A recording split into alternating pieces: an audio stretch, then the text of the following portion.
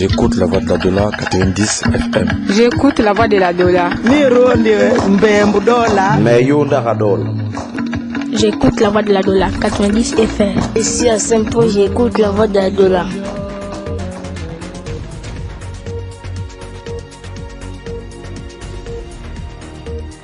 La planète célèbre la journée de conservation des écosystèmes le 26 juillet depuis 5 ans maintenant.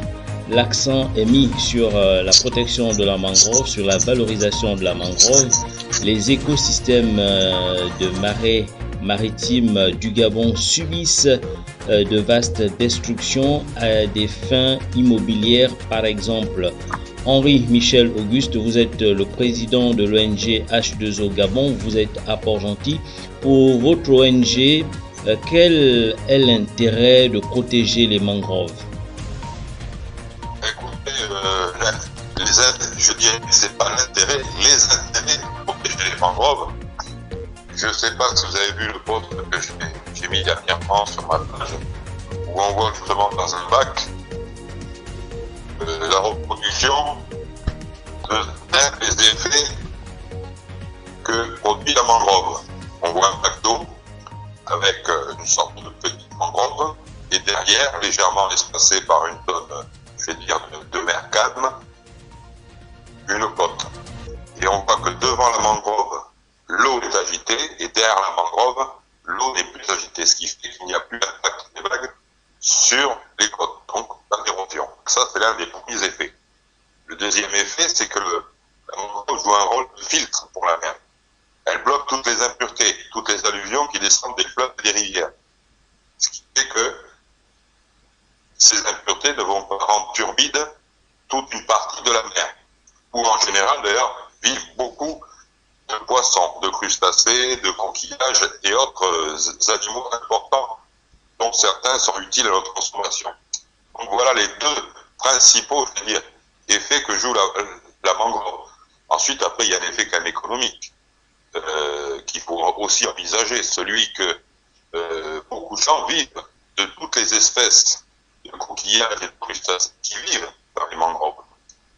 Ensuite, quatrième point que l'on peut aborder aussi, c'est que nous voyons que dans les mangroves, bien souvent, ces différents effets se conjuguent. Hein, et c'est un grand espace de biodiversité. Et ça aussi, c'est un des points, on pourrait dire, le troisième point le plus important.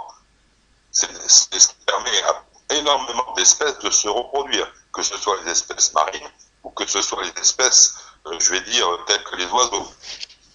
Voilà pour les principaux aspects utiles de la mangrove.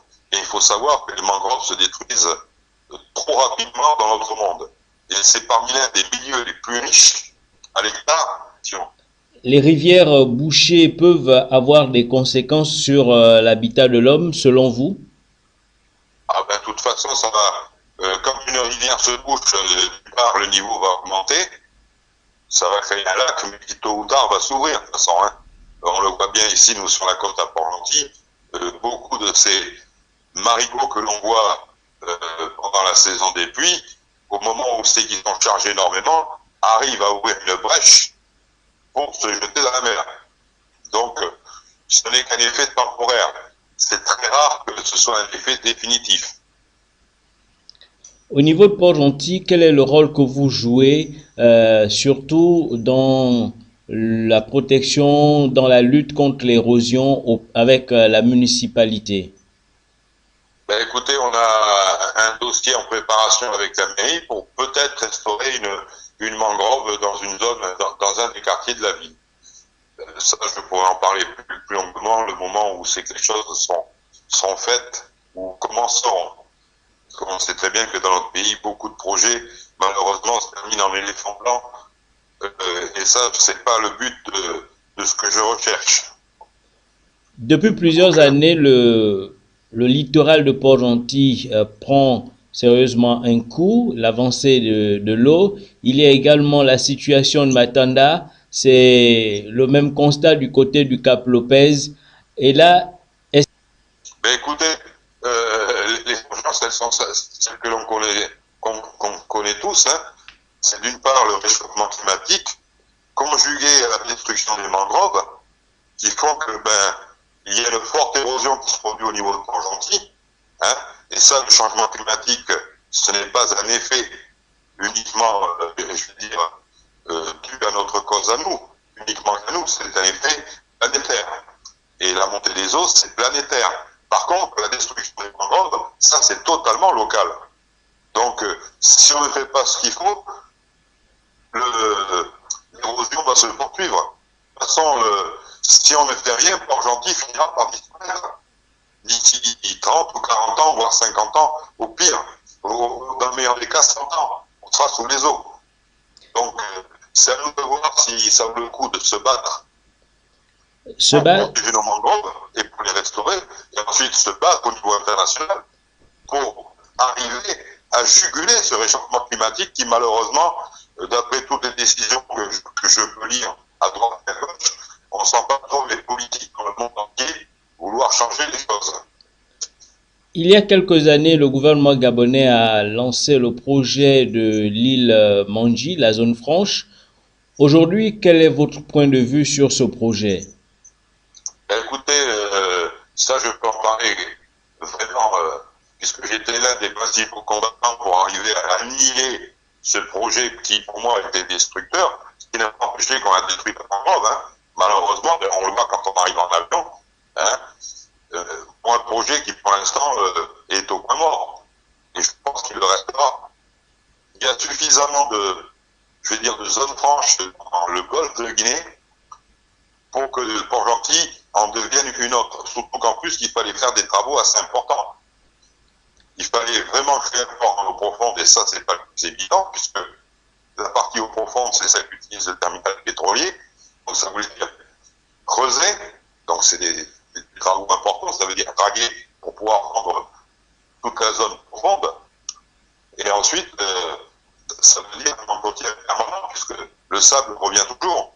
Donc, moi, depuis le début, j'ai toujours été contre ce projet. Par contre, si ils avaient poursuivi, je l'avais déjà présenté à l'époque à M. Kouta, le directeur d'OLAM, un projet pour que, le cas échéant, cette zone-là, s'il n'arrivait pas à la faire utiliser comme il souhaitait pour ce qu'il voulait faire une zone qui permette de créer, je veux dire, une zone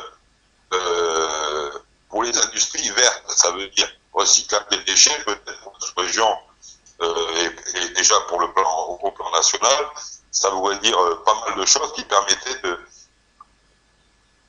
détruire, utiliser, recycler tous les déchets ménagers et industriels que l'on trouve dans différents pays. C'était l'idée que je venais soumise le cas échéant si malheureusement je n'avais pas une cause au final.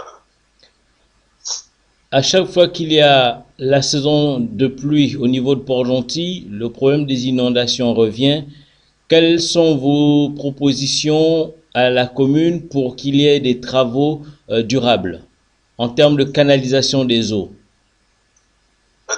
Déjà un entretien régulier des caniveaux. Ensuite, discipliner la population pour éviter de jeter tous leurs déchets dans les caniveaux. Troisième chose, prévoir un système, et non comme on souhaite le faire, utiliser des canaux qui rentrent dans Port-Gentil, sachant que l'eau en ce moment est plutôt en train de monter, mais en train de descendre. Donc, ce qu'il faudrait avoir, c'est la récupération dans ces canaux et des zones de stockage de l'eau récupérées. Et la stocker le temps que la marée basse arrive et que l'on puisse évacuer ces eaux pluviales très importantes. Ça serait la solution. Mais tout ça, ça demande des financements, ça demande une volonté réelle de régler les problèmes. Mais de toute façon, Port-Gentil sera amené à être sous l'eau. On a beau faire ce qu'on veut. Je me vois mal défendre l'île Mandji à coups de milliards chaque année pour protéger l'île Mandji.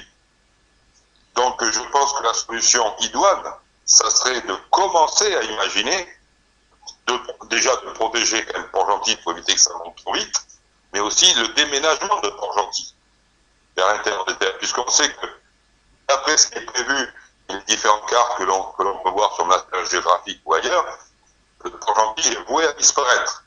Donc, sachant que le trait de côte va reculer de 2 voire 4, 8, 10 km en fonction des pays et du relief. C'est à nous de nous adapter, puisque pour l'instant, on ne prend pas de décision valable pour faire marche arrière dans le domaine des énergies fossiles et dans d'autres domaines qui font que le réchauffement climatique ne fait que s'accélérer. Et donc, fait fondre toutes les parties glaciaires que l'on a sur la Terre. L'article 64 du Code de l'environnement au Gabon interdit la construction dans les milieux naturels sensibles, comme vous l'avez relevé d'ailleurs, mais sur le terrain, la réalité est alarmante. Que font les ONG vertes à ce niveau face au gouvernement? Vous savez comme moi que dans notre pays, les ONG sont très peu écoutées. C'est pas un secret, c'est une réalité. Et je vois que nous ne sommes pas les seuls, malheureusement, sur toute la planète. Beaucoup d'ONG essayent de s'appuyer sur des articles que font les assemblées de tous les pays. Mais pour quel résultat au final? Très peu y arrivent, parce que d'une part, il faut d'énormes finances. On voit de temps en temps Greenpeace gagner, on voit de temps en temps d'autres ONG gagner, et c'est sporadique face aux États. Ils sont bien souvent soutenus par les lobbies industriels, on le sait tous, c'est pas une nouveauté. Henri Michel Auguste, le président de l'ONG H2O Gabon, était l'invité de notre émission Focus sur la voie de l'au-delà. Nous vous remercions, Monsieur le Président.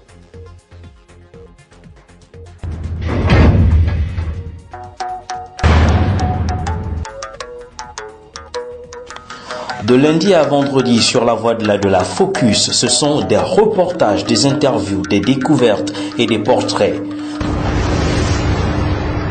Focus, c'est de lundi à vendredi, 12h10, 15h30, 19h10 avec la rédaction de la voie de l'au-delà.